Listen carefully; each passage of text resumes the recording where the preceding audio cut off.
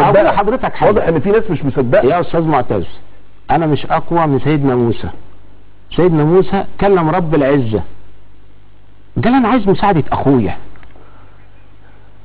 سيدنا موسى كلم رب العزه. مين اللي كلم ربنا، سيدنا موسى ولا اخوه؟ يا استاذ معتز، يا استاذ معتز، ده انبياء طلبوا المساعده من بعض. احنا هنتساوي. انا عارف بس لما تكون على الهوا مباشره في برنامج خدها نصيحه طب مني، لو انت مش قابل انك انت تاخد هذا المنطق. لا انا واخد المنطق. ما يدخلش في البرنامج على انه انت يا استاذ معتز بتضرب مصداقيتك كراجل نائب نواب الشعب يا عم راشد. الخطا وارد.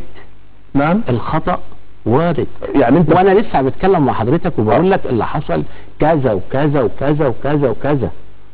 انا مش يعني طيب. مش ناكر دي معاك وقلت لك الحاج، لكن انا جاي هنا لسبب واحد، انك بقول يا ناس، يا استاذ معتز، يا شعبنا الكريم، انا ببر يميني اللي هو يعنيني في الحياه.